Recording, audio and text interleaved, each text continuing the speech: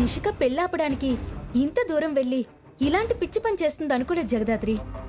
ఇంతటితో ఆగదు కూడా యామిని. నానమ్మ కొడుతుంటే ఎందుకు ఆపావక్క? ఒక 4 తగిలించుంటే అప్పుడైనా బుద్ధొచ్చేదక్కా. నిషి తప్పుకి బుద్ధి చెప్పాలనుకున్నానే కాని శిక్ష పడాలని కాదు సిరి. యువరాజ్ అరెస్ట్ అయినా అక్క మా పెళ్లి చేయడాన్ని నిషిక జీర్ణించుకోలేకపోతుంది. ఇదే కాదు బావా, జగదాత్రక్క హ్యాపీగా ఉంటే ఎప్పుడు చూడలేదు. దాని ఆనందం, దాని సంతోషం తప్ప పక్కన వాళ్ళు ఏమైపోయినా పట్టించుకోదు. సర్లే, జరిగిన దాని గురించి మర్చిపోండి. ఎల్లుండే మీ పెళ్లి. మీరు దాని గురించి మాత్రమే ఆలోచించి హ్యాపీగా ఉండండి. ఇదిగో ఏంటి సుబ్బు ఇవి? నీ పెళ్ళి ఎలాగూ మా చేతుల మీదుగా చేయలేకపోతున్నాం. నీకు నగలైనా మేం పెడతామంటుంటే కౌశికి వద్దంటుంది. అందుకే మీ ఇద్దరికీ నా తరఫున చిన్న గిఫ్ట్ తీసుకొచ్చాను. అన్నయ్య, నువ్వు మా జగదాత్రికి ఇయర్ రింగ్స్ పెట్టు.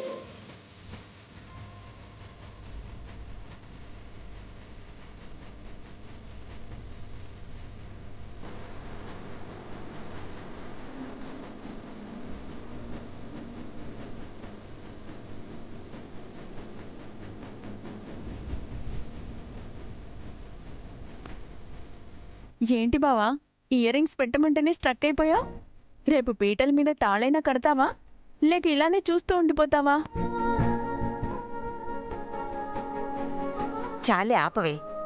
పాపం కేదార్ మొహమాట పడుతున్నట్టున్నాడు. జగదాత్రికి ఇచ్చే బాబు, తనే వేసుకుంటుంది. అబ్బా బామ్మ, నువ్వు బాగు. ఇప్పుడు కేదార్ అన్నయ్య జగదాత్రికి ఇయర్ రింగ్స్ పెట్టాల్సిందే. పెట్టండి బావగారు, పెట్టండి. పెట్టు బాబు.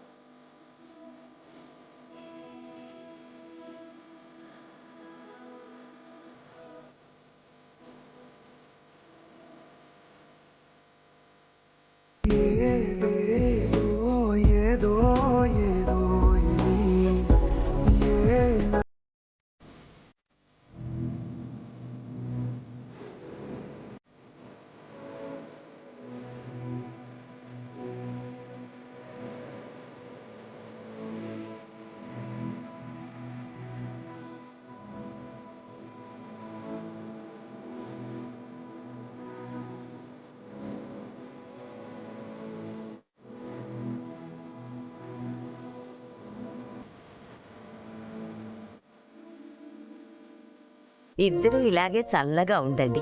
అమ్మా, ఇక మేము వెళ్ళొస్తాం. సుబ్బు, మీరు పెళ్లి వరకు ఇక్కడే ఉండొచ్చు కదా. వద్దక్క, నిషి చేసేవి చూస్తూ నువ్వుండగలవేమో కానీ మేముండలేము. మీ నాన్న మీ పిన్నిని తీసుకొస్తున్నాడమ్మా. ఇక రేపంతా మీ పిన్నిని బతిమిలాడితే గాని ఎల్లుండి పెళ్లికి రాదు. ఎల్లుండి పొద్దున్నే వచ్చేస్తాం జగదాత్రి. సరే, పదండి.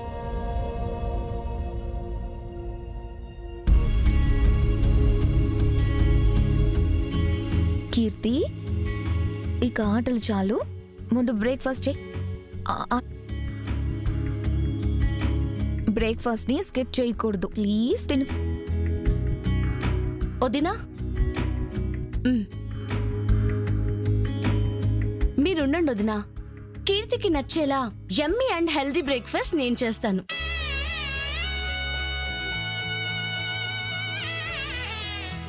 ఏం చేస్తున్నావు జగదాత్రి? హెరిటేజ్ పెరుగుతోటి స్ట్రాబెరీ స్మూదీ ఇంకా హంకట్ శాండ్విచ్ చేస్తున్నాను వదినా.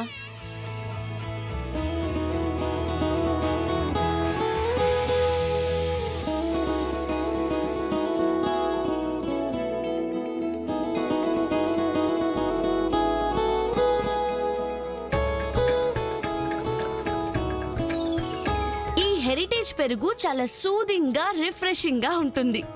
సులభంగా జీర్ణమవుతుంది కూడా.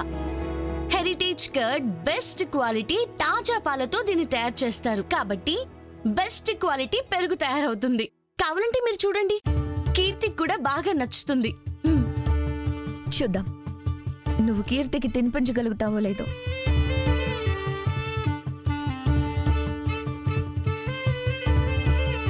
కీర్తి, నీకోసం ఎమ్మి ఎమ్మి స్ట్రాబెరీ స్మూతీ ఇంకా హంకట్ శాండ్విచ్ చేశాను.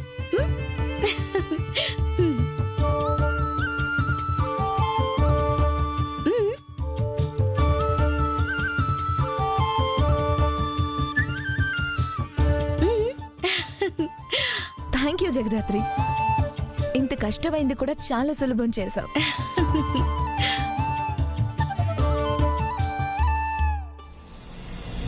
ఇప్పటిదాకా వియంకుల వాళ్ళు ఉన్నారు. వాళ్ళ ముందు మాట్లాడితే పరువు పోతాదని నేను మాట్లాడలేదు. ఏ తప్పు చేయని నా కొడుకుని తప్పుడు కేసులో ఇరికించి పోలీసులు తీసుకుని పోయి ఉండారు. అయినా నువ్వేమి పట్టనట్టుండావు.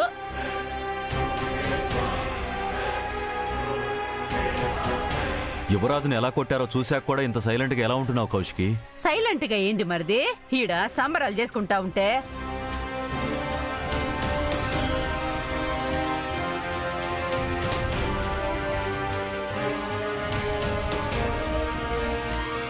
పెద్దమ్మ వాళ్ళు మాట్లాడుతూ ఉంటే పట్టించుకోకుండా టీవీ చూస్తావేంటక్క? వజ్రపాటి కుటుంబీకుల మీద పోలీస్ స్టేషన్లో పోలీసులు చేసిన దాడిని ఇప్పుడు మనం చూడబోతున్నాం. అన్యాయంగా అరెస్టు చేశారు.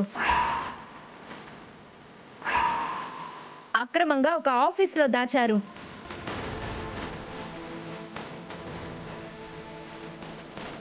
అదేంటని అడిగిన యువరాజు అమ్మగారిని అక్కని ఇలా అవమానించి పంపించారు.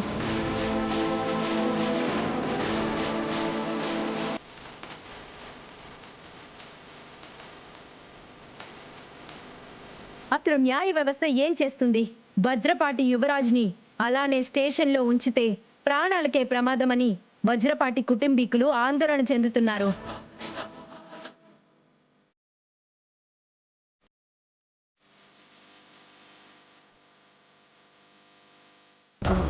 ఎక్స్క్యూజ్ మీ, ఇక్కడ సాధు గారు ఎక్కడ ఉంటారు? అటెళ్ళండి.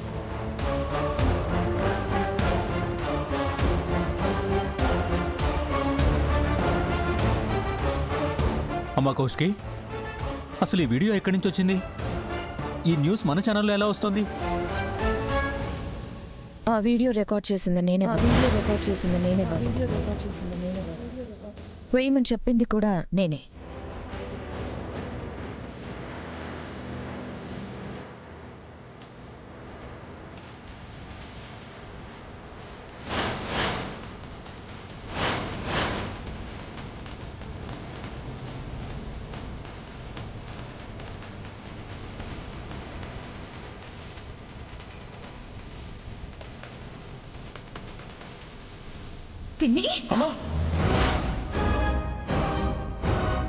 కానీ ఎలా వదినా? ఎలా రికార్డ్ చేశారు? హ్యాండ్ రింగ్ లో కెమెరా పెట్టుకున్నారు. మొత్తం చెక్ చేశారు, కానీ హ్యాండ్కున్న రింగ్ ని చెక్ చేయలేదు. ఇదంతా నీకెలా తెలుసు జగదాత్రి? నువ్వు స్టేషన్కి కూడా రాలేదు కదా?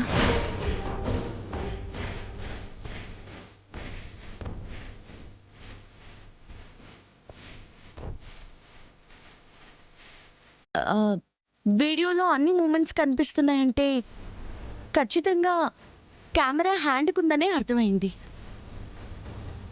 అందుకే మీ రింగ్కే ఉందని చెప్పాను.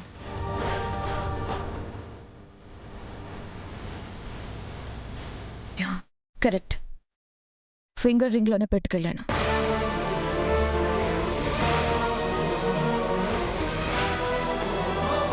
నా తమ్ముడి మీద చేయి వేసిన వాళ్ళని ఎలా వదిలిపెడతాననుకున్నావు పిన్ని? ఆ జేడి తప్పు చేయని నా తమ్ముడిని కొట్టింది. నీ మీద చేయి చేసుకుంది. పోలీస్ పవర్ ఏంటో వాళ్ళు చూపించారు. మీడియా పవర్ ఏంటో నేను చూపిస్తాను. ఎలా అయితే నా తమ్ముడిని తీసుకువెళ్లారో అలానే తీసుకొచ్చి మనకు అప్పగించేలా చేస్తాను. తప్పుదినా, మీకున్న అధికారాన్ని దుర్వినియోగం చేయడం చాలా పెద్ద తప్పు. నా తమ్ముణ్ణి అమాయకుని చేసి తీసుకెళ్ళినా నేనేం అనకూడదా? యువరాజ్ ఏ తప్పు చేయలేదని మీరు నమ్ముతున్నారక్క. అదే నిజమని అనుకోవడం మూర్ఖత్వమేమో. నా తమ్ముడు ఏ తప్పు చేయలేదు, ఎవరిని చంపలేదు, అదే నిజం. అయినా నేనేవే అబద్ధం చెప్పడం లేదే, వాళ్ళు చేసిందే కదా చూపించాను. యువరాజ్ని పోలీసులు కొట్టారు అని ఇక్కడ చెప్పారు. కొట్టడం మీరు చూసారా వదినా? చెప్పింది విని తిరిగి చెప్పడం, నిజం చెప్పడం, ఈ రెండు ఒకటేనా వదినా? ఏంటమ్మా ఇందాకటి నుంచి చూస్తున్నావు? కౌశికి చేసిందేదో తప్పైనట్టు మాట్లాడుతున్నావు. అర్హత లేని వాళ్ళని వదిన నెత్తికెక్కించుకుంది కదా మావయ్య, అందుకే ఇలా ఎదురు మాట్లాడుతున్నారు. ఎదురు మాట్లాడడం లేదు నిషి, నిజమేంటో చూపించే ప్రయత్నం చేస్తున్నాం అంతే. చాలే అమ్మి, నీకు నీ మొగుడికి నా కొడుకు ఇంట్లోకి రావడం అసలు ఇష్టమే లేక కౌశికి చేసే ప్రయత్నాల్లో అడ్డుపడతానే ఉండారు. అమ్మి కౌశికి, ఆ జేడికేడి వాళ్ళకి భలే బుద్ధి చెప్పుండవమ్మి. అవును వదినా, నువ్వు ఇచ్చిన దెబ్బకి వాళ్ళకి మైండ్ బ్లాక్ అయిపోయి ఉంటుంది. ఇప్పుడు ఆ జేడీఏ నా తమ్ముడిని కలవకుండా ఎలా ఆపుతుందో నేను చూస్తాను. నా కూతుర్ని కాపాడిందన్న కృతజ్ఞత ఉంది కాబట్టి ఈ విషయాన్ని ఇంకా పెద్దది చేసి రచ్చ చేయడం లేదు. కానీ వజ్రపాటి కౌశికితో పెట్టుకుంటే ఏమవుతుందో నీకు చూపిస్తాను జేడి. అన్యాయంగా అరెస్టు చేశారు, అక్రమంగా ఒక ఆఫీసులో దాచారు. అదేంటని అడిగిన యువరాజు అమ్మగారిని అక్కని ఇలా అవమానించి పంపించారు. అసలు న్యాయ వ్యవస్థ ఏం చేస్తుంది? వజ్రపాటి యువరాజ్ని అలానే స్టేషన్లో ఉంచితే ప్రాణాలకే ప్రమాదమని వజ్రపాటి కుటుంబీకులు ఆందోళన చెందుతున్నారు. What happened JD? అసలు ఆఫీస్లో ఏం జరిగింది? అది టీవీలో ఎందుకు వస్తుంది?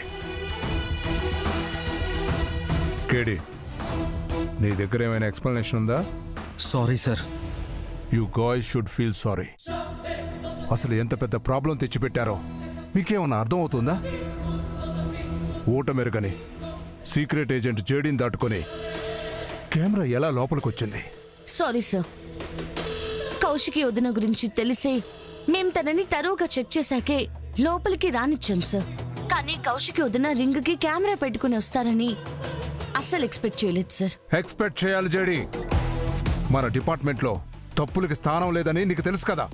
Yes sir. జేడీ ఉండగా కెమెరా ఎలా లోపలికొచ్చింది, వీడియో ఎలా బయటికెళ్ళింది అని అడుగుతున్నారు. ఇది నీ ఫ్యామిలీకి సంబంధించిన కేసు అవడం వల్ల నువ్వు కాంప్రమైజ్ అయ్యావని పై అధికారులు అంటున్నారు. ఏం చెప్పమంటావు? నో సార్, అది మాత్రం ఎప్పటికీ జరగదు. నా డ్యూటీకి కానీ నా పోస్ట్కి కానీ నేనెప్పటికీ మోసం చేయను సార్.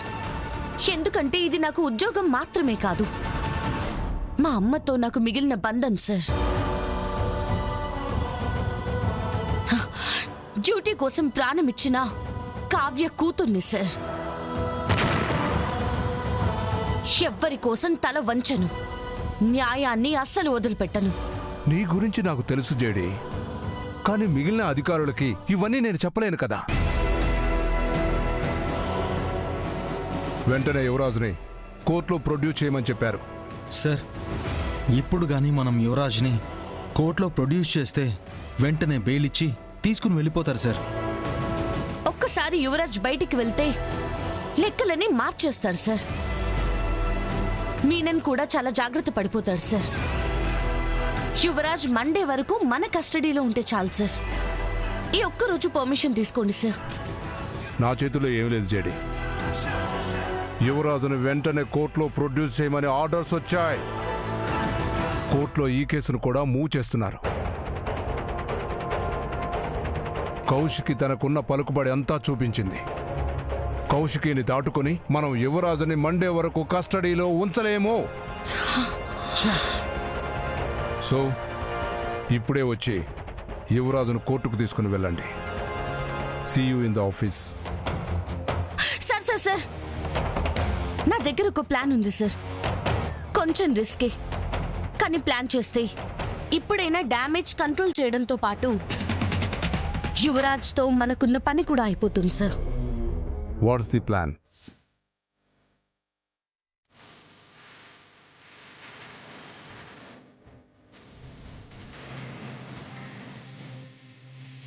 ప్లాన్ బానే ఉంది, కానీ వర్కౌట్ అవ్వకపోయినా చిన్న తేడా వచ్చినా మనం చాలా కోల్పోతాం జేడి.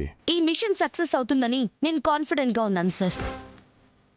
ఎక్కడా తప్పు జరగకుండా నేను దగ్గరుండి చూసుకుంటాను సార్. సరే, నువ్వు చెప్పిన ఏర్పాట్లే చేస్తా, కానీ ఫీల్డ్లో నాకు ఏ ప్రాబ్లం రాకూడదు. టీంలో ఎవరికి ఏమీ కాకూడదు. Okay sir. నేను కేడి వెంటనే ఆఫీస్కి స్టార్ట్ అవుతున్నాను సార్.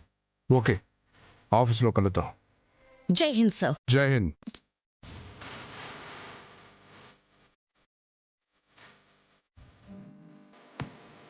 అక్క వాళ్ళు బయలుదేరాక మనం బయలుదేరదాం దాత్రి.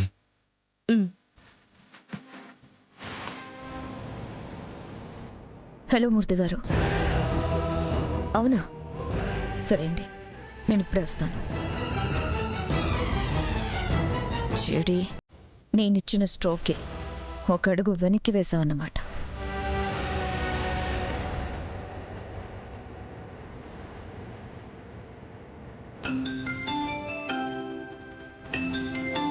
ఏమైంది దాత్రి? వదిన జేడీకి కాల్ చేస్తుంది. హలో కౌశికి గారు. ఓ, నా నంబర్ ఇంకా సేవ్ చేసుకున్నావా జేడి? మరి మన బంధం అటువంటిది కౌశికి గారు. మనం ఎంతొద్దనుకున్నా మళ్ళీ మళ్ళీ మన దారులు కలుస్తూనే ఉన్నాయి. నాకెందుకో నువ్వు నా తమ్ముడి మీద కక్ష పెట్టుకొని సాధిస్తున్నావనిపిస్తుంది. ఎందుకంటే మీ తమ్ముడు గురించి మీకు పూర్తిగా తెలీదు కాబట్టి. ఇంట్లో ఎలా ఉంటాడో మీకు తెలుసు, బయటికి వెళ్ళి ఏం చేస్తాడో మీకు తెలుసా? By the way, finger ring లో కెమెరా. నైస్ మూవ్ కౌశికి గారు. నేను అస్సలు ఎక్స్పెక్ట్ చేయలేదు. నా తమ్ముడిని కాపాడుకోవడం కోసం నేను ఏమేం చేయగలను నువ్వు ఎక్స్పెక్ట్ కూడా చేయలేవు జేడి. నీ మంచి కోసమే చెప్తున్నా, నా తమ్ముడు ఏ తప్పు చేయలేదు, వాడిని విడిచిపెట్టావు.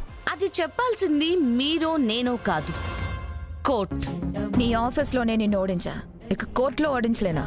జగదాత్రిలా మీ చేతిలో సంతోషంగా ఓడిపోతాను, కానీ జేడీలా మాత్రం మీ మీద గెలిచి తీరుతాను దినా. హలో జేడి, ఉన్నావా? అయినా అప్పుడే మీ గెలుపుని నా ఓటమి అనుకుంటే ఎలా? నేనింకా ఓడిపోలేదు. యువరాజ్ బయటికి రావడంతో అంతా అయిపోయింది అనుకోవద్దు జేడి. మమ్మల్ని అవమానించావు, నా తమ్ముడి మీద చేయి చేసుకున్నావు, కొడుకు దెబ్బలు చూసి బాధలో ఉన్న మా పిన్నిని బయటికి లాక్కొచ్చావు. ఏమీ మర్చిపోలేదు, మర్చిపోను జేడి. అన్నిటికీ నీకు సమాధానం చెప్పి తీరుతాను. మీరు చెప్పినవన్నీ నా పనిలో భాగంగానే నేను చేశాను కౌశికి గారు. ఇది మీకు అర్థం కాకుంటే నేనేం చేయలేను.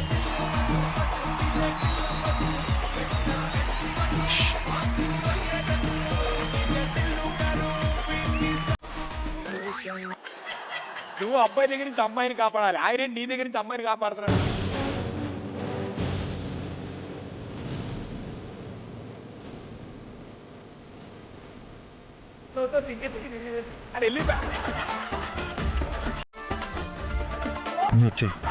లోపల సైడ్ ఎందుకైనా మందిని పైనుంచి కిందకి వెళ్ళిపోయారు ఆవిడ.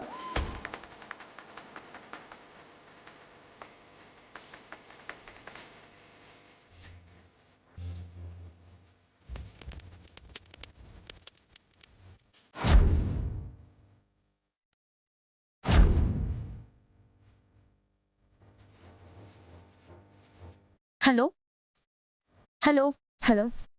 సరే కౌశికి గారు, మీరు ఆఫీస్ కని బయలుదేరుతున్నట్టున్నారు కదా, రండి మరి కలుద్దాం. సరే.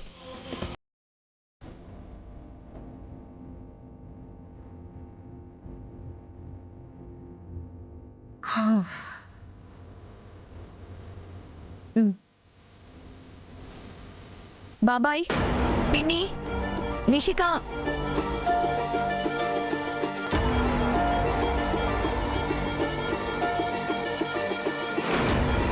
యువరాజ్ని కోర్టుకు తీసుకెళ్తున్నారంట.